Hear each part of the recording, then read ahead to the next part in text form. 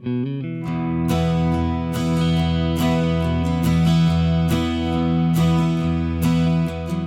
a path along the roots of Pikes Peak, you take a fork in the road toward the Anselm Society Digital Pub.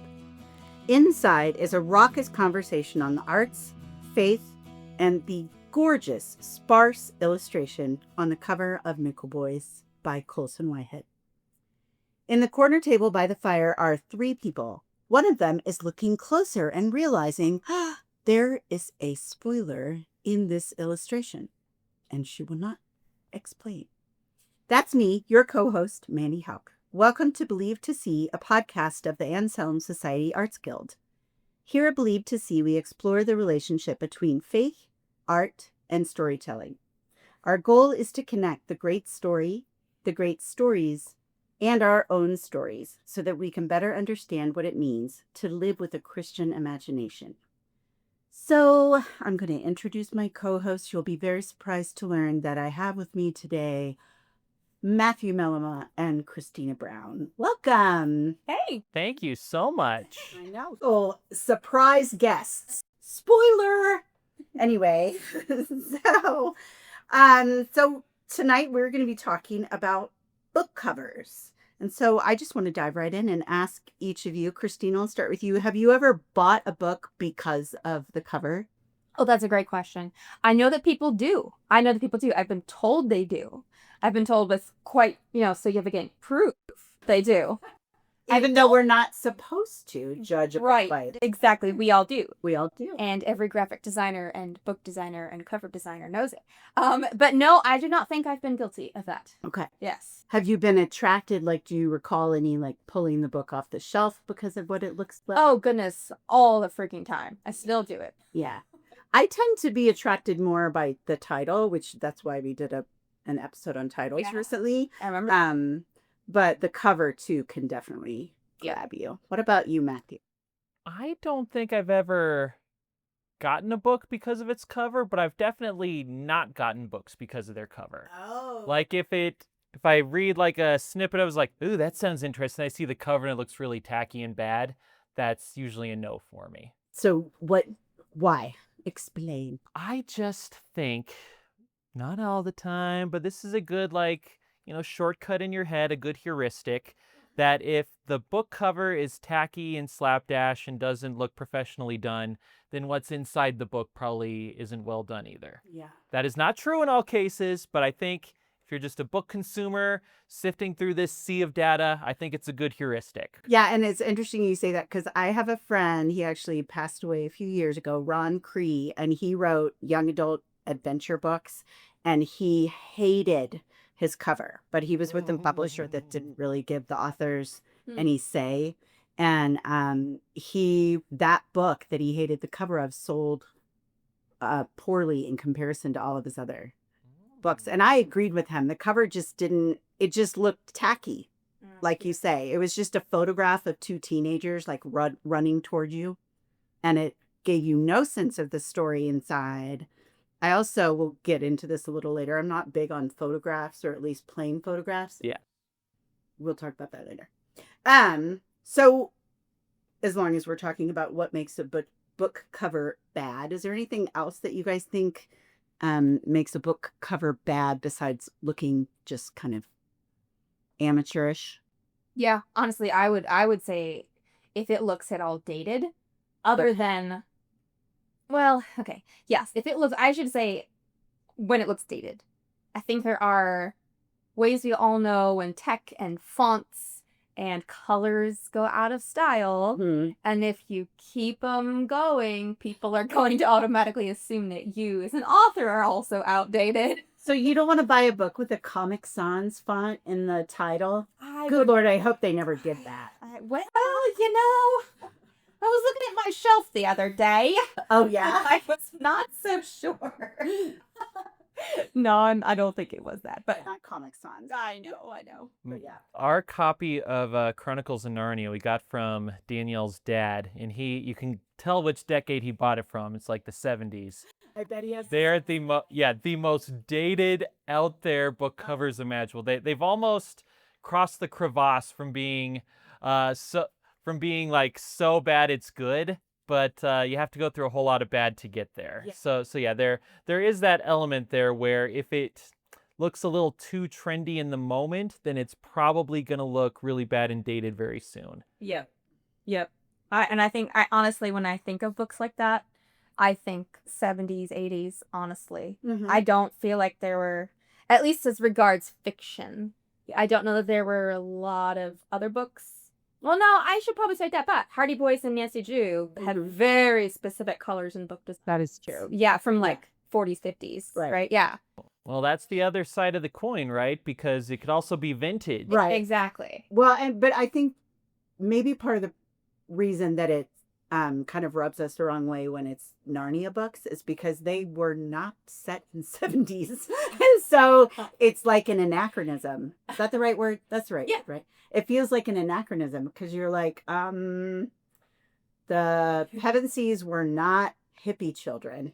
Ooh, rewrite. Nobody do that, please. Yeah. I think it's one thing too, and this is kind of something that came up as I was thinking through, and I steer very clear of 70s and 80s book covers, usually because I don't know why, it just feels like a warning sign to me. that it's going to be a book that you don't enjoy. Yeah. But see, that's why it shouldn't be the cover of a C.S. Lewis book, because it's totally not indicative of what's inside. And I think that's a very big thing that makes a book cover bad, Yeah. is if it misleads you. Yep. I wonder too, and this is me just sort of wondering, I'd love y'all's opinion on this. But when I see art or design or clothing or colors, patterns from the 70s and 80s, I automatically mistrust it. And I think, and it sounds terrible, and it really does, but it's almost like the 70s and 80s applied those colors and styles and design patterns to everything, not just like clothes and fashion design and movies and hairstyles, but like to their book covers, Their furniture. exactly. So I feel like, and correct me if I'm wrong, so I'm running this by you guys, but I don't remember any other decade since that has had the same inspiration applied throughout all genres, including book covers. Like, I can't think of a like, oh, that's totally a 90s book cover. That's a 2000s book cover. That's a 2010s book cover. That's a 2020s. And not that it doesn't exist, at least in a little bit, but I feel like the 70s and 80s had a very strong vibe. Well, it was a very visual, they were very visual decades. Like if you think about like the excess of, particularly the 80s, hello, Gen X. And so all the colors were bright and almost garish and like in your face. Yeah. And so it makes sense that that would be pervasive, because the only other decade I can think of off the top of my head that maybe that did apply to, where the style was throughout all of culture, was probably the 20s, because Art Deco was everywhere. Oh, I freaking loved Art Deco though. But in the same way, but maybe that's a parallel, because the design was so like pervasive. The 20s and then the 70s and 80s both had, and this is all very theoretical and we're totally talking off the top of our heads, but it was like a very distinct and a very culture at the time seemed very devoted to visual appeal in a way. Does that make sense? I know what you're saying. There's something, when I think of the 1920s in America, I definitely think of the Hallmark Art Deco style. Oh, yeah. Yeah. And it was another decade of excess. Yeah. And Art Nouveau was very similar in France, kind of traveled this way. So, anyway. But I feel like Art Deco and Art Nouveau both hold up very well. Like, you'll see. So long ago, God. So you're saying that in 50 years we'll look at like a leisure suit and we'll be like, oh yeah, it's timeless. I want it, give it to me now. Yeah, probably not. I'm glad I was born in the 60s, because I would feel I'm not timeless. No. At the very, very, very, very end of the 60s, okay? The fall of 69. So Very end. under the wire there. But also, so I want to talk about trends just in general. Or wait, I didn't let you say, Matthew. Was there anything you wanted to add on what makes book covers bad? Yeah, I'm going through just on that point that we were making about dated versus timeless. I just found, this isn't like deep research. I'm just looking at a LitHub list of like the best book covers ever, and they try to go through like different time periods. But a lot of these were from like the 70s or 80s, but they're more muted. So they're more more minimalistic, heavy on the text and all that stuff. So it's in using that aesthetic, it actually looks really good. So I think it's possible to take aesthetics from multiple different periods and make it look good if the right principles are involved.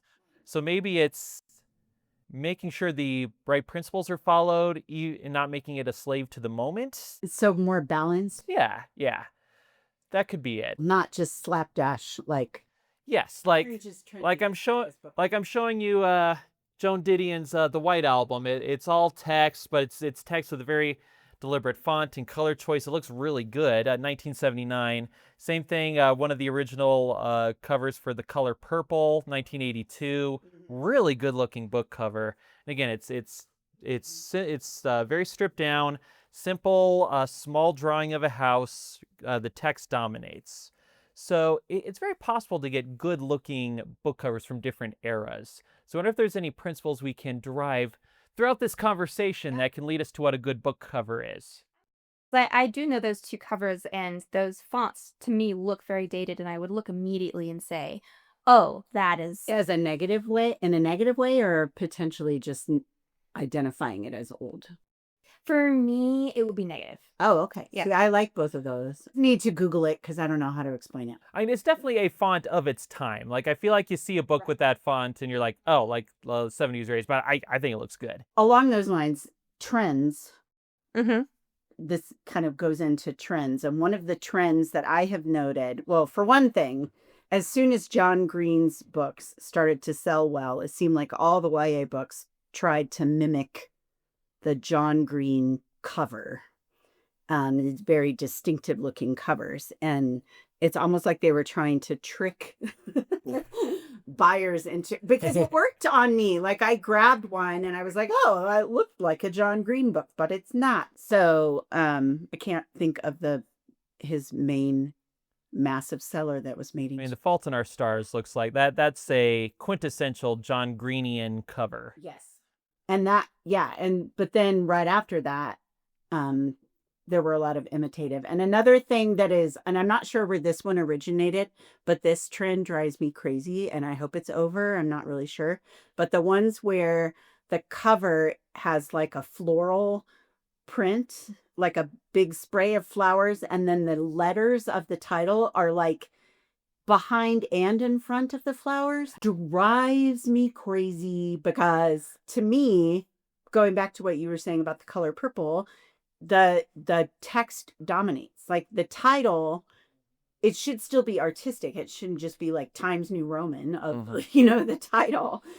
But when the flowers obscure yes, exactly like that, Christina. All right. Don't be a tease. Yeah, don't be a tease. But it's the tease without E. Yeah. That doesn't sound like a very Anselmy book. Okay, sorry to whomever wrote this, but this is exactly the kind of book cover that drives But your book is all that's wrong with the publishing industry. No. Because not only are the flowers obscuring the letters, but also the font is script. So it's not that easy. It makes it hard to read the title. Yeah. It's like the design gets in the way. Yes.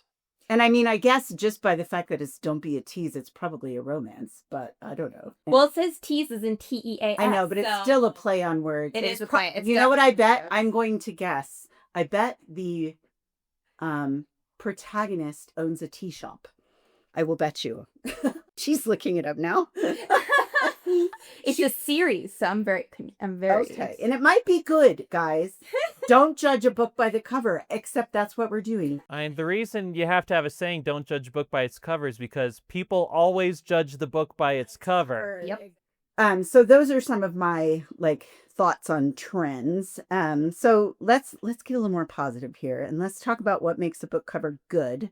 And my first example is this book that I don't know if my co-hosts are aware of this book. It's just this really cool, awesome, exciting adventure book for middle grade. Oh, is this that groundbreaking new dinosaur novel?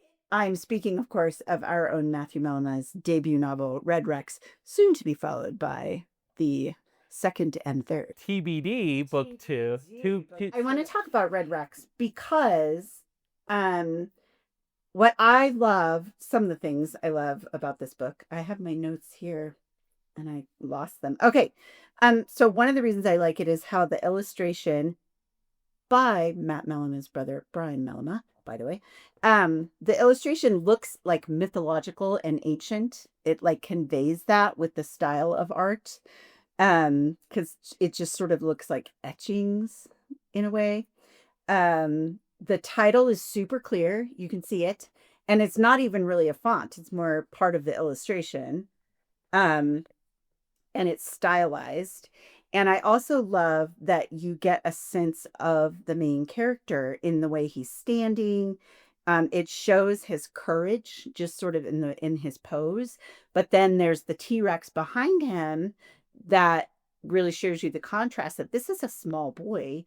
And so it immediately makes you go, that seems like a brave boy. But I think kind of subconsciously, he's gonna need you to root for him, you know? And I just think so much is conveyed by that cover. And it's also just very like attractive, literally. It's like it attracts your eye because of the color. I mean, maybe this is because my favorite color is red. Doesn't hurt. But and by the way, it is a finalist, top 3 finalist in what were the awards? The Realm Awards. So Realm Makers, organization looking at faith and imaginative literature. It is a finalist for Best Book Cover this year. After this podcast post, we'll probably know if he won or not. But yeah, he's down to the final 3. But I think it's just the example of what book covers should do. They should invite, it's all about story. Hello, the book is a story. And so the cover should kind of, I feel like the cover art should be a participant and an introduction and an invitation into the story that is inside those pages. And that's what connects with its potential reader. I think that's completely accurate. I love the cover design for Red Rex as well. But I was also thinking along those lines, I think when designing a book cover, you have to really think about your audience because it needs to draw a young kid's eye, but not you young, because then they'll be like, oh, well, this looks like a baby's book. But it has to be also sort of cutting edge, but it also has to like identify with their like warrior dreams or, whatever it is. And I was thinking about that as far as, I started to think like, I wonder if I were to put different book like categories, like if you go to Barnes and Noble or whatever, and you go to the gardening section, you go to the sci-fi section, you go to the mystery section, and you notice the colors are all very themed. So you have some of the sci-fi, there's some like darks, moody, but then there's some like bright font, kind of, you think like aliens, you think like, ooh, what's this, watch out. Yeah, like a neon color. Yeah, a neon color of some kind. The gardening type, section has like lots of muted colors. A lot of literature has gone back to like classy colors, and then I would say like the mysteries and stuff have kind of dark and spooky colors. There's red in there. Gonna be blood. I was gonna say there will be blood. Sorry. I wasn't saying it's gonna be blood thinking that was your Cormac McCarthy book. I was just saying there's gonna be blood. just so the listeners know. But I even like the romance genre, like they do an incredibly good job with their like book covers given their audience. They always have lots of flowers. There's a lot of flowy material. There's like half-dressed people, but only kind of. Right. There's just very much a vibe going on in that section. So I thought about that and I was like, the audience is very important when you consider your book design. Well, yeah, because you want to invite the people who are going to love the book and not be like mad at it. Yeah. So I would not go to a gardening book with neon yellow and black. You know what I'm saying? No, yeah. Well, like Stephen King books are going to look different than Ann Tyler books. And one of my favorite book covers is Ann Tyler's book, A Spool of Blue Thread. And all it is the words, a spool of blue thread. The image on the cover is a spool of blue thread with the thread kind of pulling off. And so it's very simple, but she's great at titles, as we've talked about before. And so it's very in keeping with her style of writing. It's like a little quirky and simple, because that's really her subject matter is always just daily life, and it's just really fitting. And so it's going to evoke the right feelings from the people who are going to love the story that's in her book, you know. But what do you think, Matt? Yeah, so first off, with the Red Rex book cover, I'm actually looking through this initial document that my brother Brian sent to the publisher to sort of walking through the two options. And he started off giving two options. One is the one we went with. And I think the other one's kind of interesting is like a juxtaposition. Listeners, I'll see if I can add any of this image as the show notes if I can. The alternative design, it has Karthus, so the main character. He looks exactly the same in both. But instead of having the full dinosaur behind him, it's like this stylized version of just the dinosaur skull, that the dinosaur head that takes up the whole page, right? Right. So we had a lot of back and forth, and we decided it was best. I think all of us on the team decided that the one we went with was better, among other reasons, because it showed visually to like the prospective readers, like middle school boys, that that Karthus and the T-Rex are friends. So we wanted to make it very clear to them visually, these two are in the same world, and also they're on the same team, which is way cooler. Yeah, but some other thoughts that went into it is, we wanted to give it this ancient feel. So my tiny contribution to this was I went through sort of some old, different cultures just from around the same period, just looking through what clothing, what styles I liked. So I'd send them to Brian. He's like, hey, check out the Minoan style, Brian. And then he'd sort of take it and synthesize it into something that was cohesive. So that, is reflected in, what Karthus is wearing, the design of the sword, the design of his hair. But I think the biggest decision Brian made, and I think the thing that's really helps it stand out, is he decided to go with a woodcut feel to the book. That's exactly what it feels like. So I mean that's exactly the style he used. So if you look at it, there's different layers that sort of are put on top of each other. Yeah, like one of our podcasts with Craig Yinkst, he talked about, he's a woodcut artist. Yeah, so it's a very similar process there, and it among other things gives it an ancient feel using sort of this very old technique. So I think that was all very deliberate that Brian did, using visual cues to communicate to, 12-year-old boys who are looking at the bookshelves like, oh, this is something based on something like ancient and old and mysterious. Yeah. So And yet that's also what he has did. a dinosaur and a boy with a sword. That's Boy, right. that looks kind of like me. Well, actually, along those lines, I may have mentioned this on the podcast already, but you know who Brian modeled Karthus after? I do. He modeled it after himself. He didn't reveal that until like our book launch party. But once you look at it, you can't unsee it. This is Picture of him standing in front of it, and you were being the T-Rex behind him. That's right. Yeah. I mean, it really is 14-year-old Brian. You can't unsee it once you realize, if you know Brian Melma. That's right. And listeners, if you want to know what my brother looked like when he was 14, Just look at the book cover. just buy the book. And while you're at it, buy it. Yeah. Buy a couple of copies. Anyway, we really did not design this podcast because of the way we got the book, but it's a good cover. That's why we're talking about it. And so speaking of the art that he did, I mentioned earlier that for me, a personal preference, I prefer art on a cover as opposed to photographs. Mm-hmm. But my caveat is, unless the photograph is moody or quirky or maybe blurred, it's like not just a portrait, like two kids running at you, like it just, yeah, not cheesy. And so I was thinking about one of our favorite photographers is Isaac Hands, and I was thinking about his bunny shrubbery photo, and I was like, what book could that be? What kind of book could that be a cover for? And I decided it would be a dystopian dark comedy. Kids, yes. Yep. So They'd have to put a little bit of sepia on it, fade it out a bit, make the colors a bit darker. But yeah, word. yeah. Yeah, and to that point, I think an implicit distinction we've been making this whole time is we're mainly talking about novels, right? Yes. So I think there are specific genres of nonfiction book where that can be effective, right? Like Christina. If it's a biography of someone who lived in the age of photography, and a picture of them is perfectly fine, et cetera, et cetera. But when I'm looking at novels, I agree. You could probably find examples where it works, but generally my bias is against photos of people on the cover. It's sort of, for me, that creates a rebuttable presumption of it being cheesy and tacky.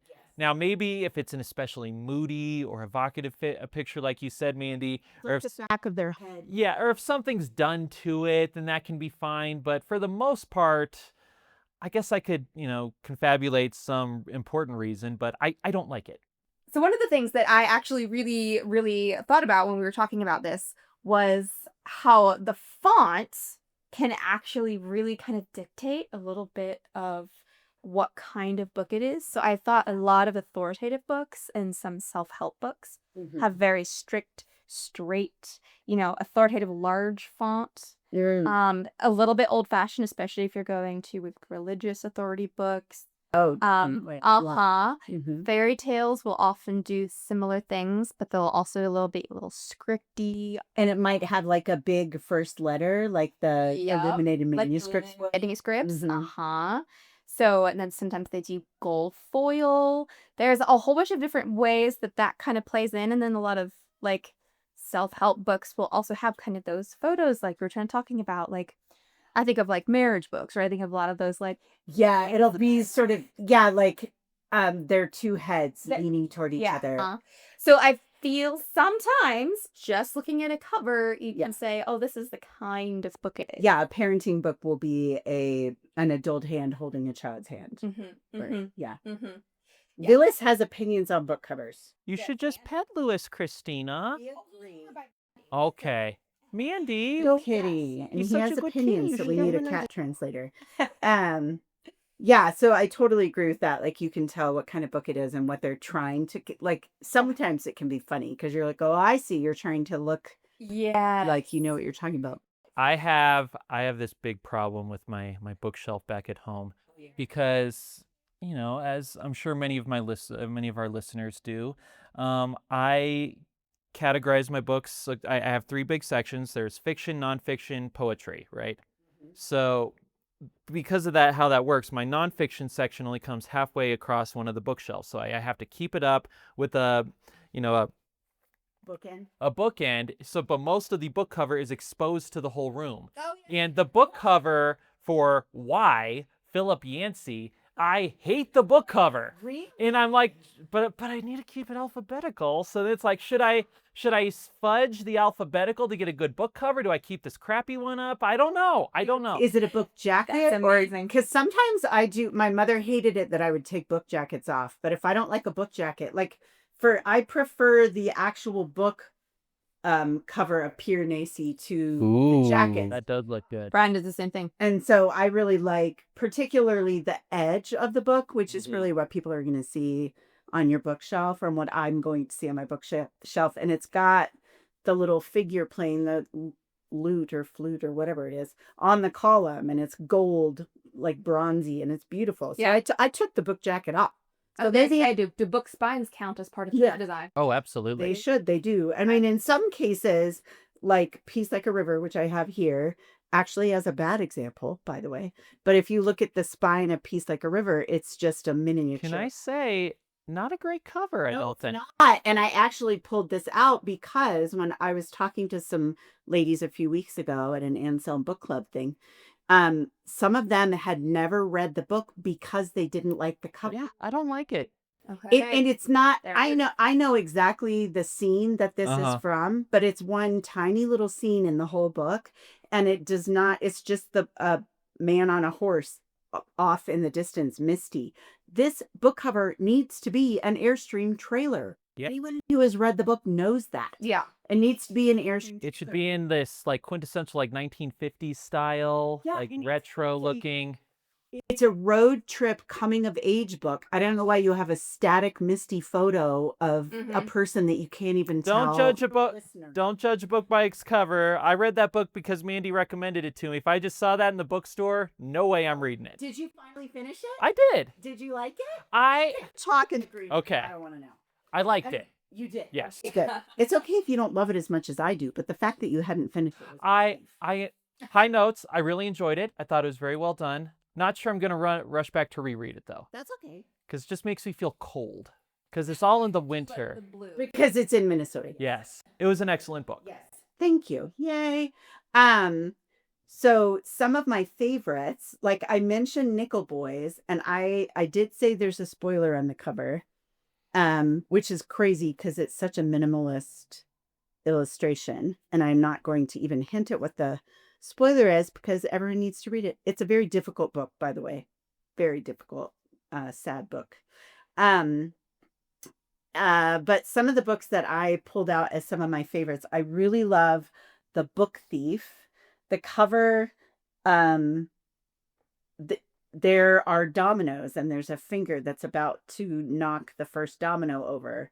And it, best of my recollection, nobody in the book plays dominoes. Yeah. But that is so evocative because it's a World War II book. And it's just about all of the damage that just the tiniest things can do and how we affect one another. So it's like, it's a perfect, I like book covers that either make me go, wait, what?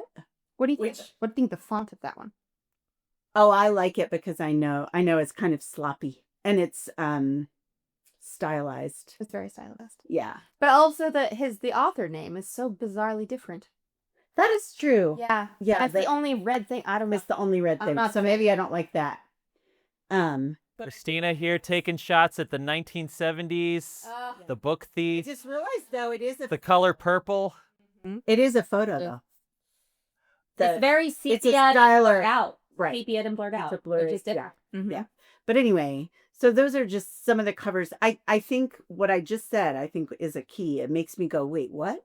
So something that makes you, it piques your interest. It's evocative. Yeah, so along those lines, I think this might be a good time to talk about some of the general elements that a good book cover should do. And we've touched on a lot of these at various points, Break but it down. let's break it down. One, it obviously needs to have the title of the book and the author's name very prominently displayed because Hidden by flowers. yeah, because when you break it down to its essence, the book cover it's marketing, it's ad copy, right? It's showing the public like this is something you should spend your money on. And a pet peeve of mine is when the author is big enough that they make the author's name bigger than the title. Oh, Stephen King, we're looking at you. yeah, we are. James Patterson. James Patterson. Yeah. It's Clark. I have other reasons. I don't know. Like There's James lots of people do that. Yeah.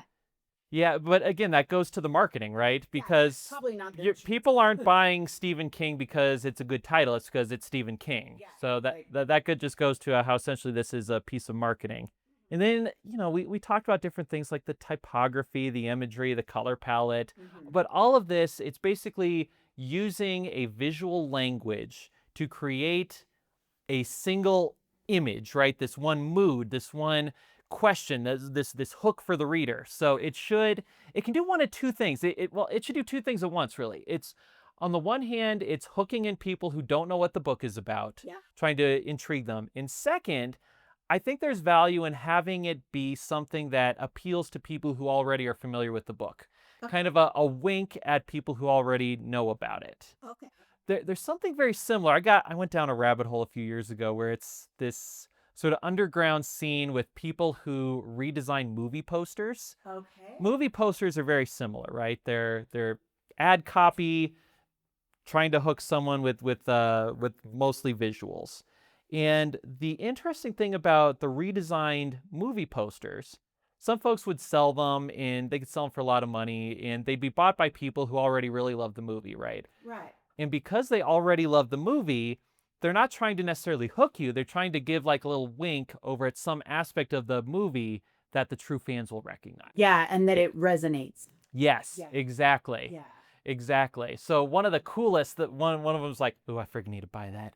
It was from Jaws, and it showed Captain Quint. He's on on like the deck of his ship. It's not big enough. Yeah, exactly. The sun's setting, and it has the text, "Goodbye and farewell to you, ladies of Spain," which won't mean anything for the plot unless you know that's one of the songs he's singing during the final fight, and it's this very, very big scene. So again, it's made to wink at the people who already know about the book. Yeah. Well, the most Or the movie. Well, that was a book for. Oh yeah.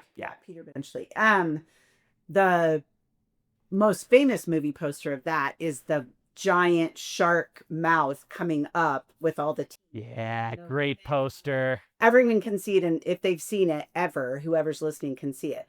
And then the swimmer Oh, it's such a good movie. Why aren't we watching that right now? Do you know I've watched that movie one time, and do you remember when it was? When? This is not a great example of parenting children for all my listeners. I watched it in the movie theater. Do you know when it came out? 1976. I was 6. Thanks, Mom and Dad. So no, It's good for you. I've watched that movie since then, and I shall not. And I also don't like swimming in any place where I can't. I am a dirty fair Spanish ladies. I know there's I no shark am in a here. good to you, ladies of Spain. All right, that's enough. Now I'm gonna have nightmares about Jaws. It's fine. But now I'm wondering if now I need to look up Jaws the book cover. But who would know? No, actually, I did see this because it was listed as an iconic book cover, and it's very similar to the movie poster, actually. Very similar. Okay. Yeah, it's a little more muted, not quite as in your face, but it's the same idea. It's the shark coming up to the surface. You see its teeth. And there's a stylistically small swimmer that it's going for. Again, it's more muted, but it's the same basic concept. Yeah, because it's a great concept. Didn't you say it was a book first? Yeah. Okay, so how was that cover design? That's what I was talking about. He's talking about. That's the book cover. Oh, the original book cover. Oh, and the movie So the poster followed the book cover. Yeah, because that's a really good book cover. Gotcha. I thought you were saying the other way around. Okay. Yeah. Yeah. But speaking of movies and books, we have landed on my biggest rant of all. It is coming, guys. Are we ready for this? Let's do it. I'm pretty sure I've mentioned it in the podcast before. But Do you mind though? I wanted to go back to your thing. no, let's do that. Okay. Because once I get going, it's going to be hard. When you started. No, I had a quick. Well, I had one observation, then one question. Go for My observation is that I also think that texture has a lot to do with selling a book. The texture of the cover. Mm-hmm. So yes, people go for texture of pages. That's really important too when people actually. I love the decal edge. The decal edge. I love those. Yes, but like different book covers have very different feels. And so sort of a shiny glossy is a bit out now. Yeah, And I so- love the velvety ones of today. There's They feel Yeah. satiny. Yeah, I guess well, there's satin, there's sort of velvet, there's flannelly feeling ones. Really? Mm-hmm. Yep. There's, I need to go. it's a whole experience. I remember hearing from a book editor who does this for a living, and he said the cover design is incredibly important because that's what will take people straight to your book. Straight to your book. Right. And then it's going to be the cover that makes them pick it up, and it's going to be what you write on the back that makes them buy it. So you've got one shot by the cover and by what you write on the back. And if you don't got those two things, you got nothing. Right. Mm-hmm. So I was going to kind of observe that, and that texture has a lot to do with it. And I do personally pick up books based on the texture. Interesting. And I start to say, okay, I think I might respect this. Let me see more what it's about. Let me flip it over to the other side. Mm-hmm. So anyway, I think it's just a very aesthetic experience. The other question I was just going to have as far as book covers to you two, there's a lot of like different opinions.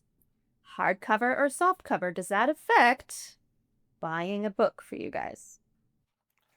Well, Paperback, hardcover. no, because I'm cheap, so I'm always going to go with the paperback option if that's available. So for me, if it's an author I absolutely adore, I am going to pre-order the first edition, and I'm probably going to forget I already pre-ordered it and then order it again.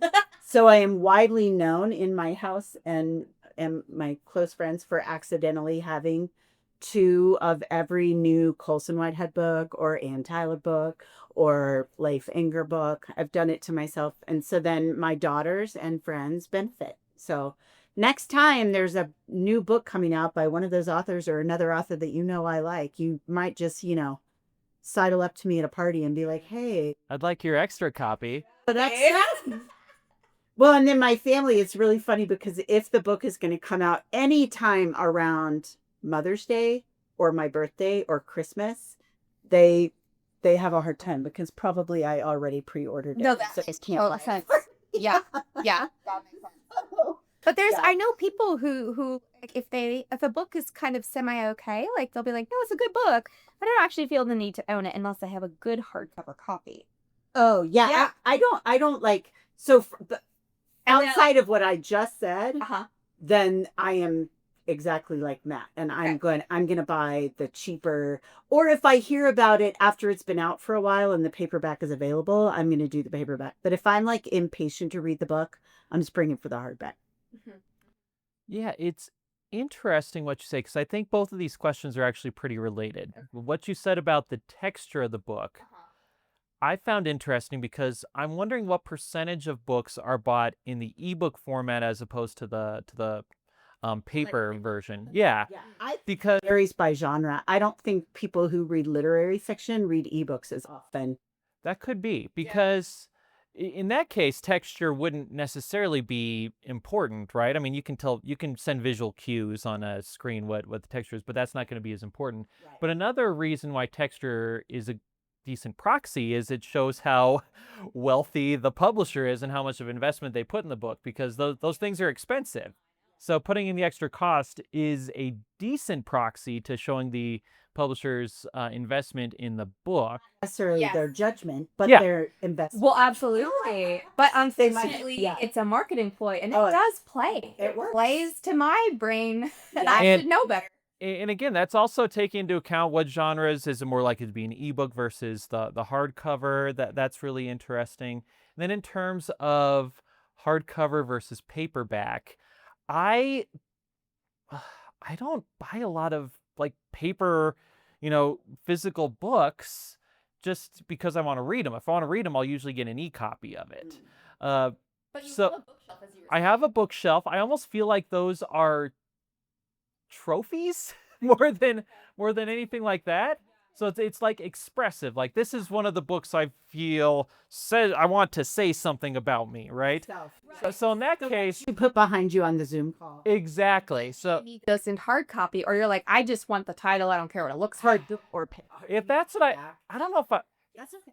if I was gonna do that, I don't know if I've ever done that specifically. I bought Anna Karenina just so I could put it on my bookshelf. Is it hard? No. I just needed people to see the title, so I think I was sophisticated. That's the same reason I bought Pride and Prejudice in college. But you love that book, so that's okay. I ended up, yeah, joke's on me. I ended up loving it. Yeah. But yeah, if I were going to do that, I would probably spring for the extra, because again, if I'm basically buying it as a trophy/ornament, then I may as well just get the nice looking one. Well, and then you have people like my daughter Bethany, who will, if she really loves a book, she's going to buy every pretty cover of it that exists. So I literally don't know how many copies of Jane Eyre that girl has, but they're all beautiful. Okay. Yes. They're always coming out with new. Oh, I know. And the cloth bound. Yeah. Yep. All right. Well, I wanted to know. I was curious what you guys. That's an excellent question. Along those lines, the greatest cover of Pride and Prejudice is from the 1894 edition. Okay, good. It's the one with the peacock on it. Looks fantastic. Look at that. It's gorgeous. That's That's gorgeous. Yep. Yep. Yeah, I love that one. Yep. Yeah, and Jane Eyre isn't Bethany has multiple copies of, I think, most of the Austen books. But anyway, so can I go to my rant? Oh, please. Soapbox is right there. Step up onto it. Okay.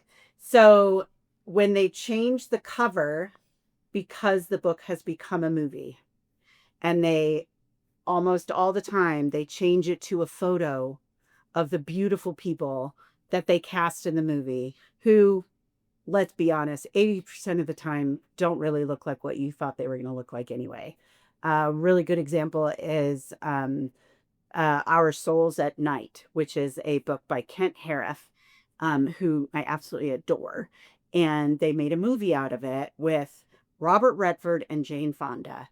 Now, the characters in the book are notably the woman is supposed to be plain. He finds her attractive, but she's supposed to be The famously plain Jane Fonda. the male character is supposed to be markedly dumpy. Like, he is described as like dumpy and saggy and old, and then they cast Robert Redford. That's also So that's why, number one, I've never seen the movie. But number two, it's like rage inducing to see the book with that cover, because I'm like, that's not what's inside.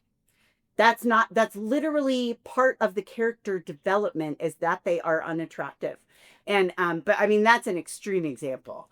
I heard people make the same complaint about Hermione Granger in the Harry Potter series. She is the cutest little actress. Yep. And She's not supposed to be. Right. Yeah.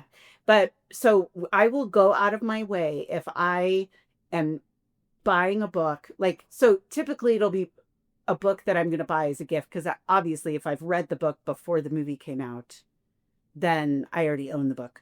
But I will not buy a book that has the movie cover instead of the original cover. And it gets really aggravating to me because it's very hard to find them. Like you end up having to get, I was telling Matt in the grief room earlier that I will buy a beat up thrift books copy with the original cover before I'll buy the brand new with the actors on a cover. It bugs me because that's the movie. That's not the book.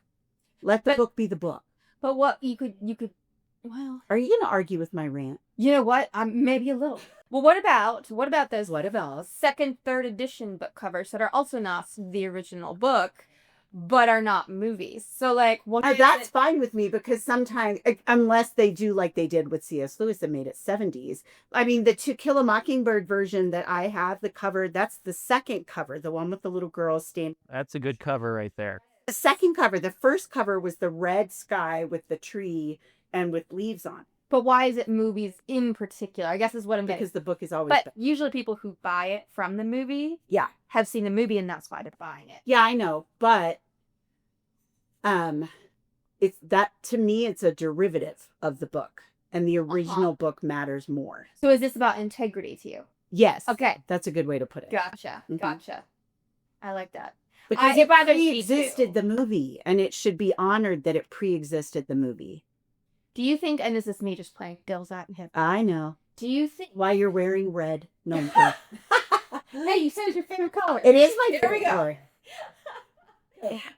Do you think, though, that having the movie poster, or, actors or actresses or movie, but whatever it is, on the covers of these books is actually a good way to get the lovers of the movie to read the original literature? Yes, it is, but I don't care.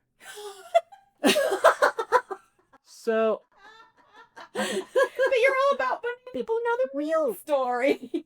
I know, but that's not a fair trade in my brain. See, I know people who would only read the Lord of the Rings books because they saw the actors on the covers of the Lord of the Rings. Literally? Oh, see, I don't know that kind of people. Mandy does not socialize with those sorts of people.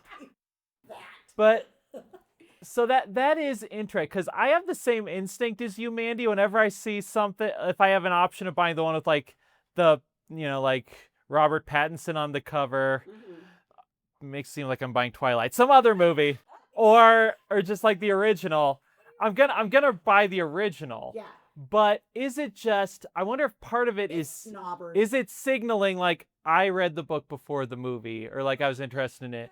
Yeah. Because from the perspective of the book publisher, if I'm running the book publisher, I'm like, oh, get the beautiful movie star on the book cover, because in addition to being a beautiful movie star, it's also, again, the signaling, right? It's a good heuristic. Like, if a book is successful enough to be made into a movie, that's a great indication that it's a good book. Yes. So if someone's going through, and even if they're not familiar with the story at all, they're like, oh, now a major motion picture. Well, this must be an important book. Right. So you see why it is done, even though it does look tacky. And for those of us who are familiar with the story beforehand, it's irksome. Yeah, and I will say this is a personal thing. If other people have the book cover, I don't look down on the people who buy the book. This is just, I don't want that book.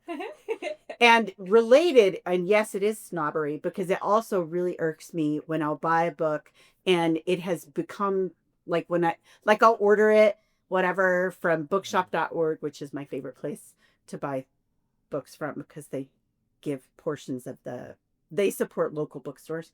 But I get annoyed when I'll order a book and by the time it gets to me, Oprah or Reese or Jenna has decided to put it in their book club. And so then there's like this big... They slap the sticker. No, that's the problem. It's not a sticker. It's not. So like then it'll say on the cover, like this big gold like emblem, Oprah, like a medallion that says Oprah's book club, and I can't get it off. And I am such a horrible snob that I don't want people on the airplane to think I'm only reading it because Oprah told me to. Okay. In this conversation, the first one was you were talking about Philip Yancey on your shelf. You guys, I have the solution for you. What? Go back to high school and cover your textbooks with brown paper. There you go. Guys. Apparently, That's in some places some bookstores in Japan, it's the practice to cover books with paper like that. So if someone's reading something controversial or incendiary, they can do it in public without people knowing. So that's very interesting. Wikipedia would get super artistic and watercolor it. There you go. No, well, I White personally, paper. I couldn't. You could. No, I have faith in you. I could not. I will hire someone to paint something artistic over the Oprah medallion. I'm just saying, I got your solution, guys. Anyway, all right. Well, any other thoughts?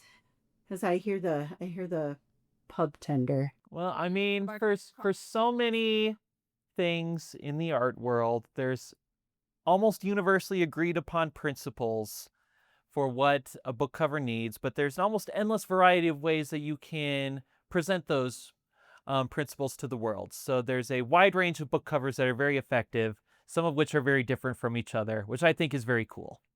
I was very egalitarian. Okay.